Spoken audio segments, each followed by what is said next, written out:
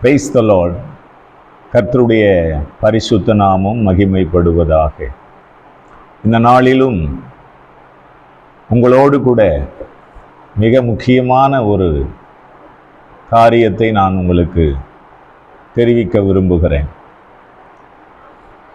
என்னாகமத்தில் 28வது அதிகாரம் 18வது வசனம் நான் படிக்கிறேன், கவனியுங்கள். முதலாம் நாளில் பரிசுத்த சபை கூடுதல் இருக்க வேண்டும். முதலாம் நாள் பரிசுத்த சபை கூடி வருதல் இருக்க வேண்டும். கவனிக்க வேண்டும். முதலாவது நாள், வாரத்தின் முதலாவது நாள் ஞாயிற்றுக்கிழமை. வாரத்தின் முதலாவது நாள் ஞாயிற்றுக்கிழமை. அடுத்த வசனம் என்ன சொல்லுகிறது? பரிசுத்த சபை கூடி வருதல் இருக்க வேண்டும். பரிசுத்த சபை கூடி வருதல், சபை கூடி வருதல். ஆக இந்த வசனத்தின் அடிப்படையில் இந்த வார்த்தையை மையமாக கொண்டு நான் உங்களுக்கு சொல்லுகிற ஆலோசனை, சபை, அதுவும் பரிசுத்த சபை கூடி வருதல் இருக்க வேண்டும். என்றைக்கு? வாரத்தின் முதல் நாளில் பரிசுத்த சபை கூடி வருதல். அப்படின்னா வசனம் என்ன சொல்ல வருது அப்படின்னா, கட்டடம் அல்ல, மீட்கப்பட்ட ஜனங்கள், மீட்கப்பட்ட ஜனங்கள். இன்னும் தெளிவாக சொல்ல வேண்டும் என்றால், இயேசு கிறிஸ்துவின் இரத்தத்தினால் மீட்கப்பட்ட ஜனங்கள், ரட்சிப்பை பெற்ற ஜனங்கள், ஆட்டுக்குட்டியானவரின் இரத்தத்தினால் கழுவப்பட்ட ஜனங்கள் கூடி வருகிற அந்த ஒரு கூட்டத்துக்கு பெயர்தான் சபை. இது கண்டிப்பாக இருக்க வேண்டும் என்று ஆண்டவர் தெளிவாக இஸ்ரவேல் ஜனங்களுக்கு சொல்லுகிறார். எனக்கு பிரியமான கர்த்தருடைய பிள்ளைகளே, நீங்கள் மீட்கப்பட்டது உண்மை என்றால், ரட்சிப்பை பெற்றது உண்மை என்றால், கண்டிப்பாக ஞாயிற்றுக்கிழமை சபை கூடி வருதலை நீங்கள் கண்டிப்பாக கடைபிடிக்க வேண்டும். நல்லா கவனிக்கணும். பரிசுத்த சபை கூடி வருதல் மிக முக்கியம். பரிசுத்த சபை கூடி வருதல் மிக முக்கியம். இந்த பரிசுத்த சபை கூடி வருகிற விஷயம் ஜனங்களை மையமாக கொண்டது. எந்த ஜனங்கள்? இயேசு கிறிஸ்துவின் இரத்தத்தால் மீட்கப்பட்ட ஜனங்கள். மிக முக்கியம். ஆக இயேசு கிறிஸ்துவின் இரத்தத்தால் மீட்கப்பட்டு புதிய ஒரு வாழ்வை பெற்றிருக்கிற ஒரு நபராக நீங்கள் இருப்பீர்கள் என்றால், நிச்சயமாக சபை கூடி வருதலை நீங்கள் கடைபிடிக்க வேண்டும். ஒருவேளை சபை கூடி வருதலை நீங்கள் கடைபிடிக்கவில்லை என்றால், நீங்கள் மீட்கப்படவில்லை என்று அர்த்தம். நீங்கள் திருச்சபை, சபை என்கிற அந்த பெரிய அந்த தன்மையை நீங்கள் இழந்து போகிறீர்கள், அந்த மீட்பை இழந்து போகிறீர்கள் என்று அர்த்தம். அப்போ சபை கூடி வருதல் மிக முக்கியம். யாராகிலும் உங்களை சபை கூடி வருவதற்கு தடையாக இருக்கிறார்கள் என்றால், நிச்சயமாக அதை நீங்கள் ஆலோசிக்க வேண்டும். அதை குறித்து நீங்கள் தெளிவை பெற வேண்டும். அதிகமான கவனத்தை, ஜாக்கிரதையை உடையவர்களாக இருக்க வேண்டும். இன்னொரு வசனத்தை நான் உங்களுக்கு படிக்கட்டும். எபிரேயர் 10:25. சபை கூடி வருதலை சிலர் விட்டு விடுகிறது போல நாமும் விட்டு விடாமல் ஒருவருக்கொருவர் புத்தி சொல்ல கடவோம். நாளானது சமீபித்து வருகிறதை எவ்வளவாய் பார்க்கிறீர்களோ அவ்வளவாய் புத்தி சொல்ல வேண்டும். கவனிக்கணும், சபை கூடி வருதலை சிலர் விட்டு விடுகிறார்கள். அப்போ சபை கூடி வருதல் என்கிறது தேவ திட்டம், சபை கூடி வராமல் போவது என்பது பிசாசின் திட்டம். யாரெல்லாம் சபைக்கு ஒழுங்காக வரவில்லையோ, இல்லையென்றால் சபை கூடி வருகிற நாளில் தேவையில்லாத சில அலுவல்களை அநேகர் கொண்டிருக்கிறார்களோ அவர்கள் எல்லாம் பிசாசால் நடத்தப்படுகிறார்கள். நல்லா கவனிக்கணும். அது யாரு என்ன ஏதுன்னு நான் சொல்லணும்னு அவசியம் இல்லை. சபை கூடி வருதலை ஒழுங்கும் கிரமமாய் கடைபிடிக்கிறவர்கள் தேவனுடையவர்கள். சபை கூடி வருதலை கடைபிடிக்காத கிறிஸ்தவர்கள் பிசாசினால் வஞ்சிக்கப்பட்டு போனவர்கள். நல்ல தெளிவா தெரிஞ்சுக்கிடணும். கவனம் வேணும். இன்னைக்கு மாய்மாலம் செய்கிற கிறிஸ்தவர்கள் பெருகி போனார்கள். இதை குறித்து நீங்கள் தெளிவடைய வேண்டும், ஜாக்கிரதையாக இருக்க வேண்டும். மாய்மாலம் பண்ணுகிறவர்கள் பெருகி போனார்கள். வசனம் என்ன சொல்லுகிறது? முதல் நாள் பரிசுத்த சபை கூடி வருதல் வேண்டும். யாரை குறிக்கிறது? மீட்கப்பட்ட ஜனங்கள் ஒன்று சேர்ந்து வந்து ஆராதிக்கணும். மீட்கப்பட்ட, ரட்சிப்பை பெற்ற, இயேசுவின் இரத்தத்தினால் கழுவப்பட்ட ஜனங்கள் ஒன்று கூடி தேவனை ஆராதிக்க வேண்டும். இது தேவன் விரும்புகிற ஒன்று. இது பிரதானமான ஒரு கட்டளை. இத யாரெல்லாம் கடைபிடிக்கலையோ, தவிர்க்கிறாங்களோ, சாக்கு போக்கு சொல்றாங்களோ, புரியுதா, ஊர் சுற்றுறாங்களோ, வேலைக்கு போறாங்களோ, இவங்கெல்லாம் பிசாசால் நடத்தப்படுகிறவர்கள். யாருன்னு நான் சொல்ல வரல. யாரெல்லாம் அதை ஒழுங்கா கடைபிடிக்கலையோ அவங்க எல்லாரும் அதற்கு உட்பட்டவங்க தான், யாரா இருந்தாலும் சரி. புரியுதுங்களா? அடுத்து இன்னொரு வசனம் சொல்றேன், கவனிங்க. அப்போஸ்தலர் 15:30. அவர்கள் அனுப்பி விடப்பட்டு அந்தியோகியாவுக்கு வந்து சபையை கூடி வர செய்து நிருபத்தை ஒப்புவித்தார்கள்.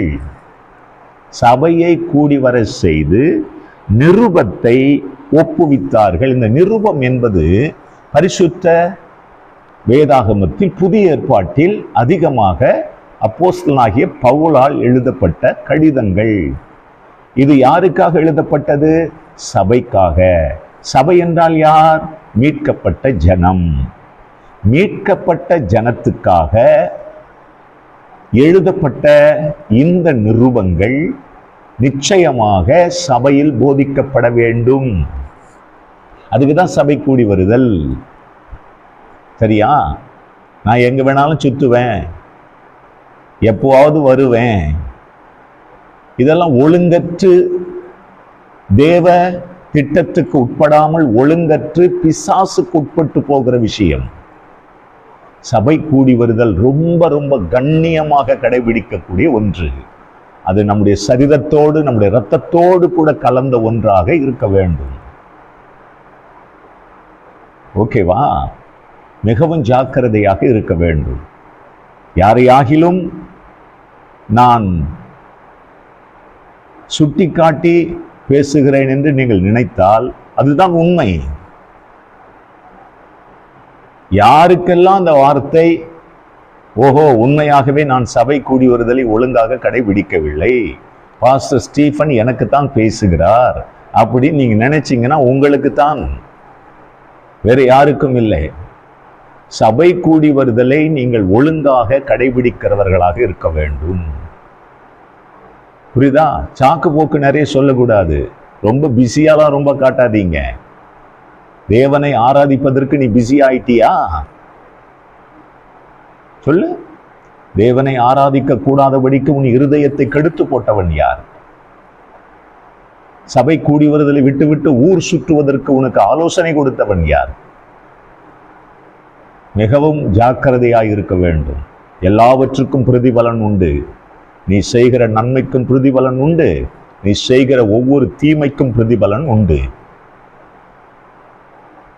ஒரு மனிதன் ரொம்ப சந்தோஷத்தோடு அவன் குதிக்கிறான் என்றால் நிச்சயம் அவனுக்கு ஒரு நாள் கால் வலிக்கும்.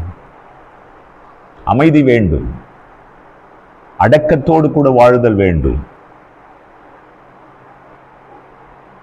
புரிகிறதா?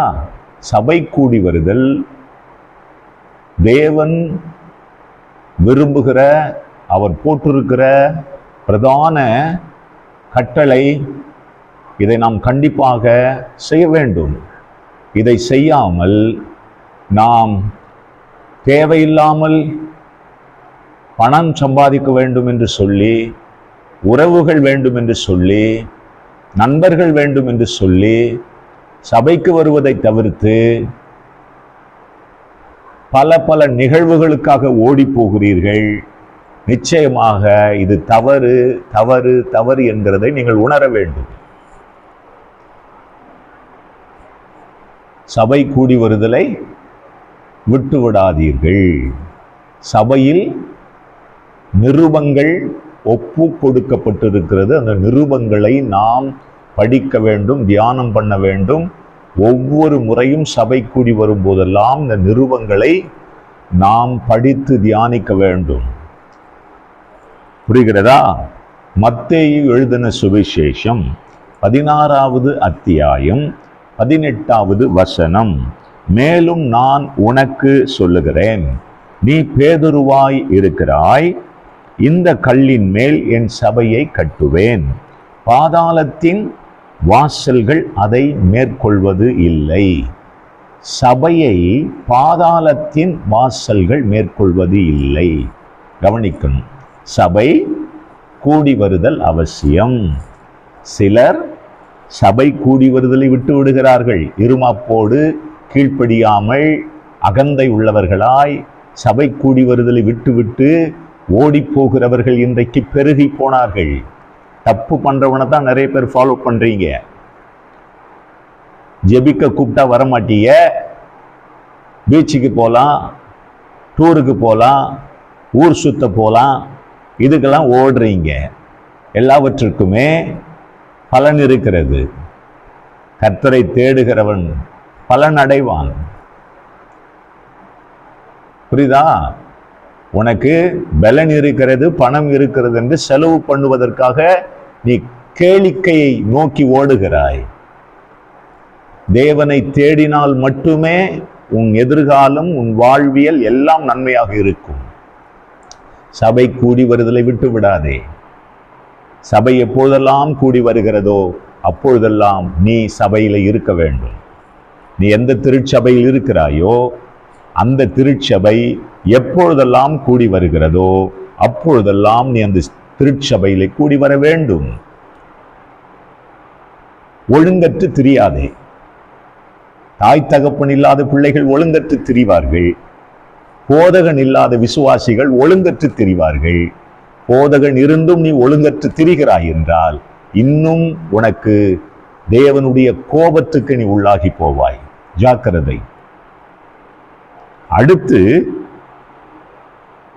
பாதாளத்தின் வாசல்கள் இப்படிப்பட்ட தேவனை ஆராதிக்கிற, தேடுகிற, சபை கூடி வருதலை விட்டுவிடாமல் ஒழுங்கும் கருமமாக அதை கடைபிடிக்கிற சபையை பாதாளத்தின் வாசல்கள் மேற்கொள்வதில்லை.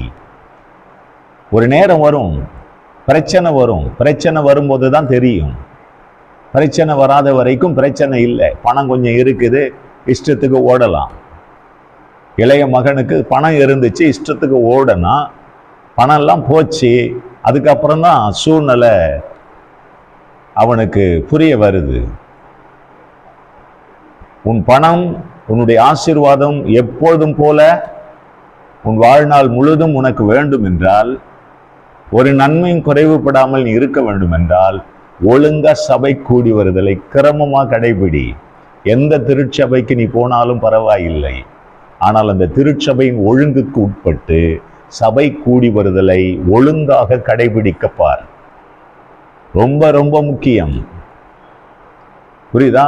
இப்படி நீ கடைபிடிச்சினா பாதாளத்தின் வாசல்கள் உன்னை மேற்கொள்ளாது. இதை கடைபிடிக்கல அப்படின்னா பாதாளத்தின் வாசல் உன்னை மேற்கொண்டு விடும். சாதாரணமா நீ விழுந்து போவ, அழிவு வந்து விடும். தேவனுக்குள்ள இந்த கல்லின் மேல் என் சபையை கட்டுவேன், பாதாளத்தின் வாசல். அதாவது தேவன் மேல் நீ கட்டப்பட்ட சபையாக இருக்க வேண்டும். புரியுதா? பாதாளத்தின் வாசல் உன்னை மேற்கொள்ளாது. இல்லைன்னா பிரச்சனைகள், போராட்டங்கள், கஷ்டங்கள், பலவிதமான பிசாசின் பிடிகள், இதெல்லாம் ஈஸியா வந்து உன்னை டச் பண்ணிடும். இதற்கு யார் இடம் கொடுத்தது? நீ தான் இடம் கொடுக்கிற. ஒழுங்கா திருச்சபைக்கு வந்து தேவனை ஆராதிக்க வேண்டும். அந்த சபையினுடைய கூடி வருதல், அந்த ஒழுங்கை கரெக்டா கடைபிடிக்கணும். நீ கடைபிடிக்கல, நீயும் கடைபிடிக்கல, கடைபிடிக்கிறவனுக்கும் இடரா இருக்கிற அப்படின்னா எவ்வளவு ஆபத்து பாருங்க. நீயும் ஜெபிக்கிறது இல்லை, ஜெபிக்கிறவனையும் கெடுக்கிற. நீயும் சர்ச்சைக்கு ஒழுங்கா வரதில்ல, சர்ச்சைக்கு ஒழுங்கா வர்றவனையும் கெடுக்கிற. அது எவ்வளவு பெரிய ஆபத்து யோசித்து பார். இப்படிப்பட்ட காரியங்களை ஒரு காலகட்டத்தில் புதிய ஏற்பாட்டில் காணப்படுகிற சவுல் செய்தார். அதுதான் அவர் சொல்றார். நிறைய விஷயம் வசனத்துல சொல்றார். அப்போஸ்தலர் 8:3 சொல்றார், சபையை நான் பாழாக்கினேன் அப்படின்னு சொல்றார். 1 கொரிந்தியர் 11:22 சொல்றார், சபையை நான் அசட்டை பண்ணினேன் என்று சொல்றார். 1 கொரிந்தியர் 15:9 சொல்றார், சபையை நான் துன்பப்படுத்தினேன் அப்படின்னு சொல்றார். கலாத்தியர் 1:13 சொல்லுகிறார், சபையை நான் மிகவும் துன்பப்படுத்தி அதை பாழாக்கினேன் சொல்றார். சபைனா என்னன்னு சொன்னேன்? ஆண்டவருடைய ரத்தத்தால் மீட்கப்பட்ட ஜனங்கள். இந்த ஜனங்களை அவன் என்ன பண்ணியிருக்கிறான்? சவுல் துன்பப்படுத்தி இருக்கிறான், பாழாக்கி இருக்கிறான், அசட்டை பண்ணி இருக்கிறான். மேலும் சபையை அதிகமாக துன்பப்படுத்தி இருக்கிறான், பாழாக்கி இருக்கிறான், சபை கூடி வருதலை அழிச்சிருக்கிறான். சபைக்கு கூடி வருகிற அந்த ஜனங்கள் தேவனை ஆராதிக்க வருகிறார்கள். அப்படிப்பட்ட ஜனங்களை கெடுத்து வேற திசைக்கு கொண்டு போகிற உனக்கு எவ்வளவு விஷயம் நடக்கும் பாருங்கள். இடர்கள் ஏற்படுத்துகிற உன் கழுத்தில எந்திர கல்லை கட்டி சமுத்திரத்தில் போடுகிறது உனக்கு நலமாய் இருக்கும் என்று சொல்லி இப்படிப்பட்ட காரியங்களை கவனிக்க வேண்டும். இதே சவுலிடத்திலே ஆண்டவர் சொல்லுகிறார், முள்ளில் உதைப்பது உனக்கு கடினமா கேட்கிறார். எவ்வளவு ஆபத்தான ஒன்று. சபை கூடி வருதலை நாம் சரியாய் கடைபிடிக்கிறோமா? ஒழுங்காய் கடைபிடிக்கிறோமா? நாம் வருகிற சபைக்கு நாம் ஒழுங்காய் இருக்கிறோமா? சபை போதகனோடு நல்மனம் பொருந்தி இருக்கிறோமா? சபை போதகன் நம்மை நினைக்கும் போது சந்தோஷத்தோடு கர்த்தரை துதிக்கிறானா? இல்லை உன்னை நினைக்கும் போதெல்லாம் கஷ்டப்படுறானா? உன் சபை போதகன் கஷ்டப்படுற அளவுக்கு நீ ஏன் நடந்துக்கிற? உன்னை குறித்து வேதனை அடைகிற அளவுக்கு நீ ஏன் நடக்கிற? ஒரு தகப்பன், ஒரு தாய் தன் பிள்ளைகளை குறித்து மகிழ வேண்டும். மாறாக தன் பிள்ளைகளை குறித்து வேதனை அடைந்தால் அந்த பிள்ளைகளுடைய எதிர்காலம் எப்படி இருக்கும்? நல்லா இருப்பாங்களா? ஒரு தாய் தன் தகப்பனை குறித்து, ஒரு தாய் தன் பிள்ளையை குறித்து, ஒரு தகப்பன் தன் பிள்ளையை குறித்து சந்தோஷப்பட வேண்டும். ஒரு ஊழியக்காரன் தன் விசுவாசிகளை குறித்து சந்தோஷப்பட வேண்டும். அப்பொழுதுதான் அந்த விசுவாசிகள் நன்றாய் இருப்பார்கள். சபை கூடி வருதலை நாம் ஒழுங்காக எப்பொழுது கடைபிடிக்கிறோமோ அப்பொழுதுதான் ஒரு விசுவாசியை ஊழியக்காரன் ஒரு விசுவாசியை குறித்து சந்தோஷப்படுவான், மகிழ்ச்சி அடைவான், கர்த்தருடைய சமூகத்திலே அதிகமாக அவர்களை நினைத்து துதிப்பான், பலிகளை செலுத்துவான். சபை கூடி வருதல் முக்கியம். மறுபடியும் சொல்லுகிறேன், நீங்கள் எந்த சபைக்கு போனாலும் பரவாயில்லை. ஆனால் அந்த சபையின் போதகன் உங்களுக்கு ஒரு தகப்பனாக இருக்க வேண்டும். ஒரு தகப்பன் ஸ்தானத்தில் இருந்து அந்த போதகன் உன்னை நடத்துவான் என்றால் நிச்சயமாக அவன் கடிந்து கொண்டு உனக்கு புத்தி சொல்லுகிறவனாகத்தான் இருப்பான். கடிந்து கொண்டு புத்தி சொல்லுகிற ஒரு ஊழியக்காரன் தான் உனக்கு ஒரு தகப்பனாக இருக்க முடியும். அப்படிப்பட்ட தகப்பன் உனக்கு புத்தி சொல்லி நடத்தும் போது நீ அதற்கு கீழ்ப்படிய வேண்டும். சபை கூடி வருதலை ஒழுங்காய் கடைபிடிக்க வேண்டும். சபை விட்டு நீ வெளியே போய்விட்டால் என்ன நடக்கும்? யோசித்து பாருங்கள். சபை கூடி வருதல் முக்கியம். நீ கூடி வராமல் போனால் என்ன நடக்கும்? வேதம் சொல்லுகிறது, கவனிங்க. ஒரு வசனத்தை நான் படிக்கிறேன். எபேசியர் 5:29 சொல்லுகிறது, தன் சொந்த மாம்சத்தை பகைத்தவன் ஒருவனும் இல்லையே, கர்த்தர் சபையை போஷித்து காப்பாற்றுகிறது போல அப்படின்னு இருக்கு. சபையை தேவன் போஷித்து காப்பாற்றுகிறார் அப்படின்னு இருக்கு. நீ சபையோடு கூட இணைந்து சபை கூடி வருதலை விட்டு விடாமல் சபை கூடி வருகிற அந்த காரியம் ரொம்ப முக்கியமானது. ஏனால் அங்க உபதேசிக்கப்படுகிறது, நம்மை நல்வழிப்படுத்தப்படுகிறது. இந்த காரியங்களை கருத்தில் கொண்டு நீ வரும்போது, நீ இருக்கும்போது தேவன் உன்னை போஷித்து காப்பாற்றுகிறார். தீங்கு உன்னை தொடாது, வாதை உன்னை தொடாது. புரியுதுங்களா? பாதாளத்தின் வாசல்கள் உன்னை மேற்கொள்ளாது. உனக்கு விரோதமாக உருவாக்கப்படுகிற எந்த ஆயுதமும் உனக்கு வாய்க்காதே போகும். சில நேரங்களில் சில விசுவாசிகள் ஒழுங்கற்று இருப்பார்கள், அவர்களுக்கு பிசாசு கூட பிடிச்சிடும். சபைக்கு வருகிறவர்களை பிசாசு பிடிக்குமா? பிடிக்கும். எப்பொழுது? சபையோடு இணைந்தில்லாமல் இருக்கும்போது. சபைக்கு எப்போவாவது வருவார்கள், ஊழியக்காரன் சொல்லுகிறதை கொஞ்சமும் கேட்க மாட்டார்கள், சத்தியத்தை காது கொடுத்து கேட்க மாட்டார்கள். அப்படிப்பட்டவர்களை பிசாசு தான் பிடிக்கும். யோசித்துப்பா, நீ சபையோடு இணைந்து இருக்கிறாயா? கர்த்தருடைய சரீரமாகிய அந்த சபை, அந்த சபையோடு நீ இணைந்து இருக்கிறாயா? அப்படி இருந்தா நீ இருக்கணும் இல்ல? சபை எங்க இருக்கிறதோ அங்கதானே நீ இருக்கணும். சபை எங்க கூடி வருது அங்கதானே நீ கூடி வரணும். யோசித்துப்பா. எனக்கு அருமையான கர்த்தருடைய பிள்ளைகளை, மிகவும் ஜாக்கிரதையா இருங்கள். கடைசி காலம் இது. இந்த கடைசி காலத்துல மிகவும் ஜாக்கிரதையாக இருக்க வேண்டும். எவனை விழுங்கலாம் என்று சொல்லி பிசாசு வகை தேடுகிறான். ஒழுக்கத்தை கடைபிடியுங்கள். ஒழுக்கக்கேடான சீர்கேடான காரியம் சபைக்குள்ள இருக்கக்கூடாது. புரியுதா? ஆடுகள் இருக்க வேண்டிய இடத்துல ஒரு பன்றி இருந்தால் ஆடுகளை நாசப்படுத்தி விடும். நாம் பன்றியா ஆடா? யோசித்துப்பார். அவருடைய இரத்தத்தினால் மீட்கப்பட்ட சம்பாதிக்கப்பட்ட சபையாக நாம் இருக்கிறோமா?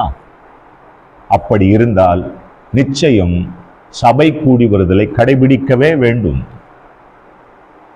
கடைபிடிக்க வேண்டும்.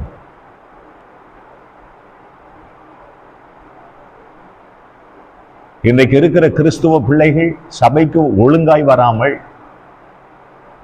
மால்ல போயிட்டு சுற்றுவதும், கேளிக்கை விடுதலைக்கு போயிட்டு வருவதும், ஊர் சுற்றுவதும், இன்னும் தன்னுடைய நண்பர்களுடைய குடும்பங்களில் நடக்கிற நிகழ்வுகளுக்கு போவதுமாக இருக்கிறார்கள். அப்படிப்பட்டவர்கள் சபையில் இல்லை, ஏதோ பேருக்கு சபையில இணைந்திருப்பார்கள். அப்படிப்பட்டவர்கள் பாதாளத்தின் வாசல்கள் அப்படிப்பட்டவர்களை மேற்கொண்டு விடும். பாதாளத்தின் வாசல்கள் மேற்கொள்ளாத ஒரு சபையாக நீ இருக்க வேண்டும் என்றால், எனக்கு அருமையான கர்த்தருடைய பிள்ளைகளே, சபை கூடி வருதலை சரியாக கடைபிடியுங்கள். கட்டாயத்தின் அடிப்படையில் அல்ல, சத்தியத்தின் அடிப்படையில் செய்யுங்கள். தேவன் அதை விரும்புகிறார். நீ சபையில் இருக்க வேண்டும் என்று தேவன் விரும்புகிறார். நீ அப்படி இருந்தால்தான் வசனத்தின்படி ஸ்தோத்திரம், பாதாளத்தின் வாசல் உன்னை மேற்கொள்ளாது. சபையை கூடி வருதலை விட்டு சிலர் ஊர் சுற்றுகிறார்கள். அதை நீ கடைபிடிக்க கூடாது. தவறானதை கடைபிடிப்பாய் என்றால் நீயும் அந்த பாதாள படுகொழியிலே தள்ளுண்டு போவாய். அதிலிருந்து மீண்டு எழுந்து நில். சரியான சத்தியத்துக்குள்ள நில். சத்தியத்தை அறிவீர்கள், சத்தியம் உங்களை விடுதலையாக்கும். புரியுதா? ஏதோ வசந்த பசிட்டு போயிடாத. சத்தியத்தை அறி, அதை உணரு, அதை நீ நடைமுறைப்படுத்து. உன் வாழ்க்கை அப்படி அமைஞ்சிருக்கணும். புரியுதா? இந்த உலகத்துல மற்ற ஆட்கள் செய்கிற பக்தி கூட உங்கள்கிட்ட இல்லை. சரியாய் வாரத்தின் முதலாவது நாள் என்னாகமும் 28:18 படித்தோம். முதல் நாளில் பரிசுத்த சபை கூடி வருதல் இருக்க வேண்டும். நீ கூடி வர வேண்டும்.